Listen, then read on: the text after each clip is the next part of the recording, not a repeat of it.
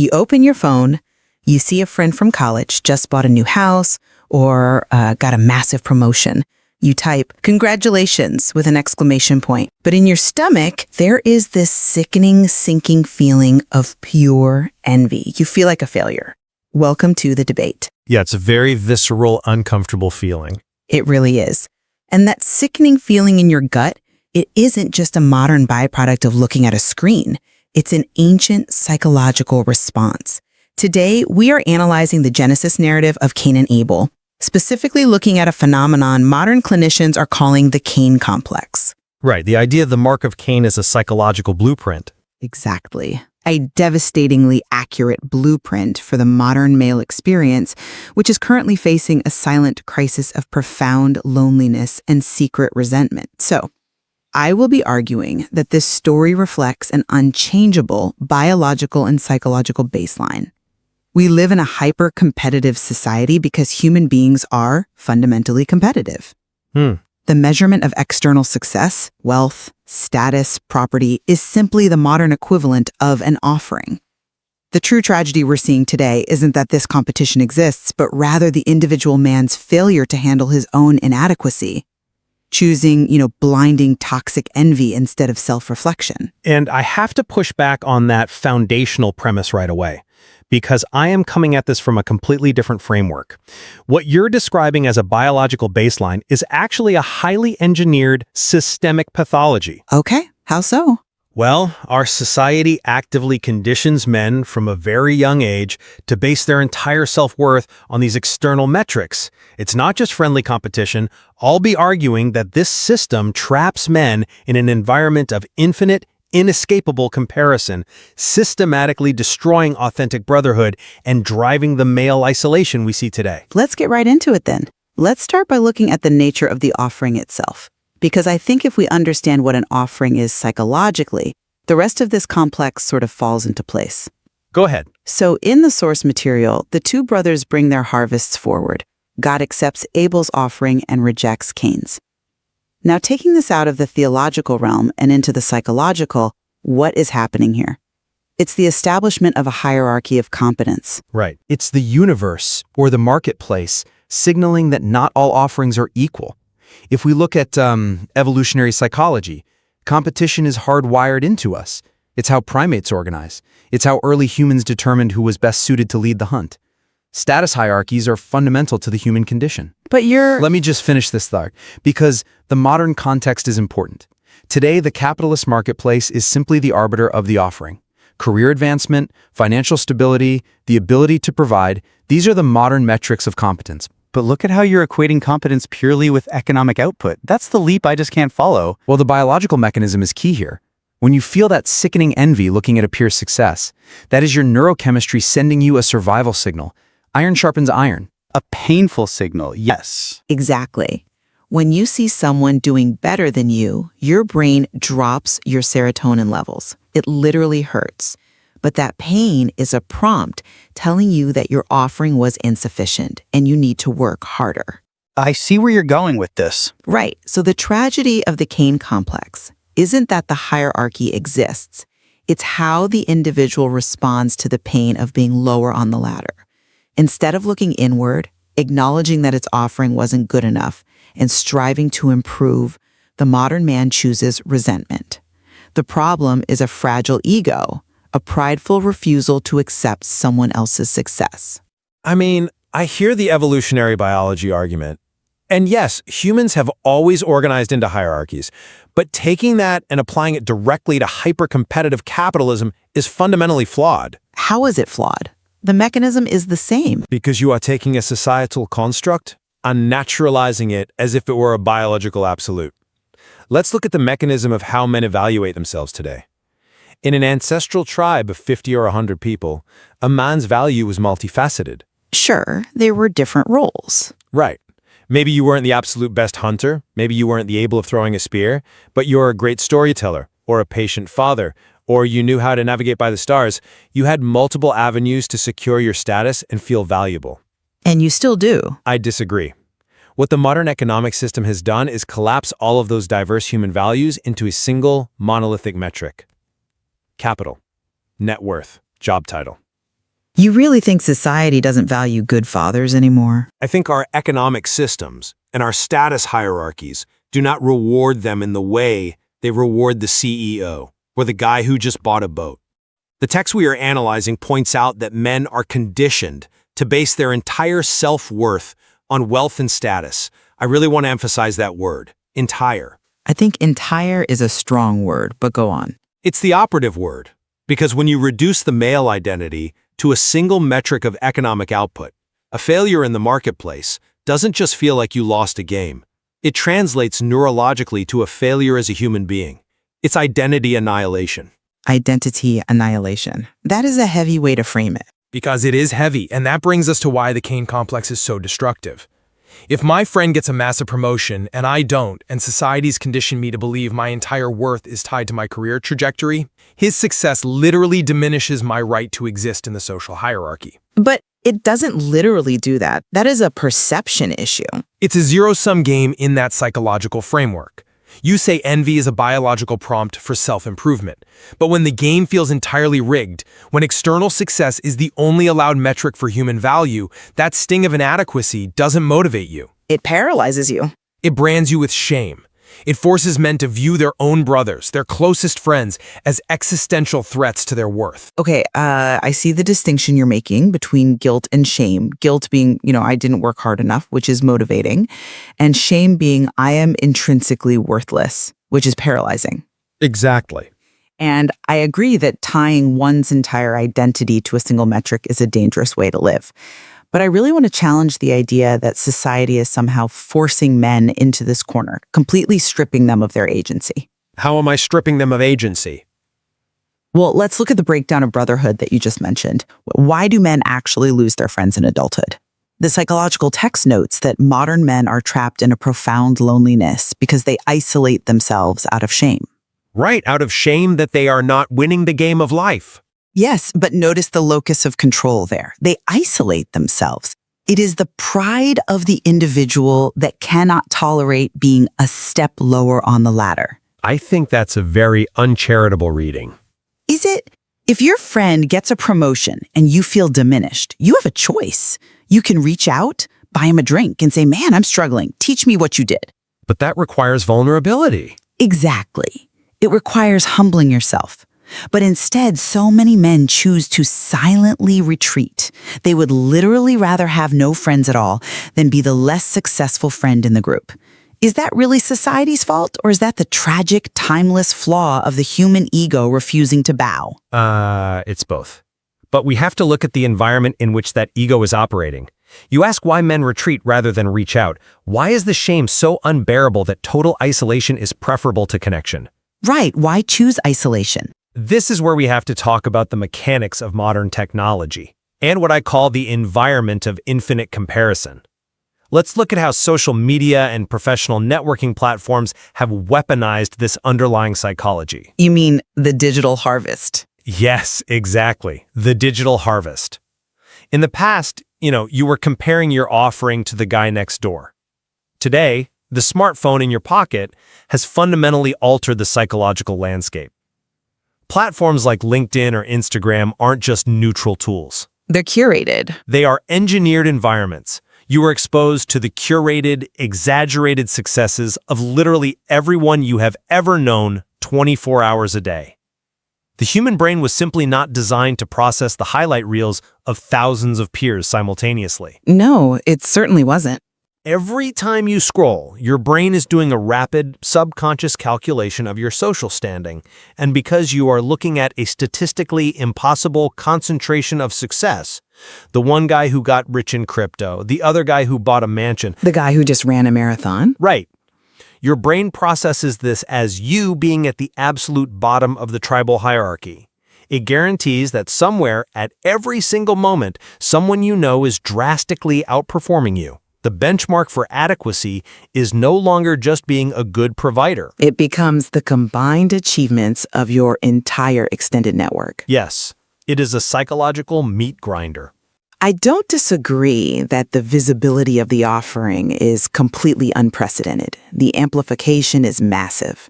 But again, I must push back on this idea that the system is doing this to you. It's an engineered system. But let's look at the neurochemistry of scrolling you just brought up. If a man feels a deep-seated panic when he opens a networking app, the code in the app isn't injecting that feeling into his bloodstream. No, but it's triggering it. It's revealing a pre-existing insecurity. The data about the marketplace is just data. Yes, the highlight reel is an illusion, but who is choosing to look at it? That is oversimplifying it. He is actively choosing to engage in that infinite comparison. He is voluntarily opening the app, looking at his brother's harvest, and then choosing to let that silent, toxic envy dictate his behavior. You call it a meat grinder, but no one is forcing him to put his hand in it. It's not that simple. By constantly blaming the algorithmic conditioning of society, don't you think you are giving men a psychological pass?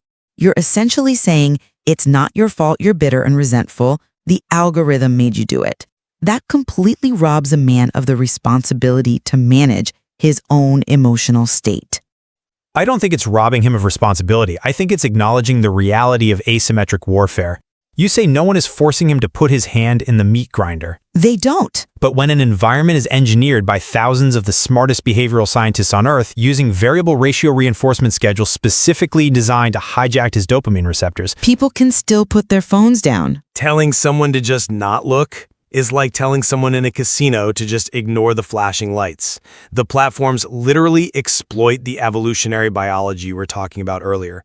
They know that status threats capture human attention better than almost anything else. So they feed you status threats. Yes, to keep you scrolling. And look at the psychological result. The source material states that men are trapped in a labyrinth of profound loneliness. Let's think about what a labyrinth actually is. A maze. It's not just a path you accidentally wandered down. It is a complex, designed maze intended to confuse and disorient. You don't casually walk out of a labyrinth just by adjusting your attitude or telling your ego to humble itself. You are trapped by the walls of the structure itself. That concept of the labyrinth is fascinating, and I want to drill down into it because I think this leads us to the absolute climax of this narrative, the mechanics of the curse itself. the mark of Cain. Yes. If we look back at the Genesis text, after Cain commits the ultimate act of envy and destroys his brother, God doesn't strike him dead. The punishment is far more psychological. He receives the mark of Cain and is cursed to wander the earth as a restless fugitive. Right. Let's unpack what it means to be a psychological fugitive today. A fugitive is someone who is constantly looking over their shoulder. They are completely disconnected from their community. They can't put down roots because they are driven by a haunting mixture of fear and guilt. It maps perfectly. Modern clinicians map this perfectly onto the modern male experience. The man who is consumed by this comparative envy becomes a psychological fugitive in his own life. He does. And we need to look closely at why he is a fugitive. Because when you connect that original ancient punishment to the mechanics of our modern economic system, it is a chilling realization. What realization? That our system actually functions as a mass generator of this exact curse. Think about the economic design of hypercapitalism. It demands infinite growth. It demands that you always be climbing, always be acquiring, always be looking at the next rung on the ladder. The goalpost always moves. Exactly. The moment you achieve something, the goalpost moves. You are never, ever allowed to rest. Therefore, you are a restless fugitive by economic design. You are constantly fleeing from the shadow of your own perceived inadequacy. And the isolation. And here is where the isolation becomes total. Society dictates that you must hide this envy. You can't admit that you feel like a failure. You have to maintain the mask. So you sit on your couch, your stomach churning with anxiety, and you type, "Congratulations, so happy for you," on your friend's post. The cognitive dissonance. Yes, the gap between the supportive mask you wear and the bitter envy you actually feel, it completely alienates you from your own emotions. And it alienates you from the people around you because they don't know the real you. They only know the mask. I have to admit, the accuracy of that alignment is terrifying. The idea that millions of men are fleeing, not from a physical pursuer, but from their own internal sense of worthlessness. They are. They are walking around bearing the mark of Cain.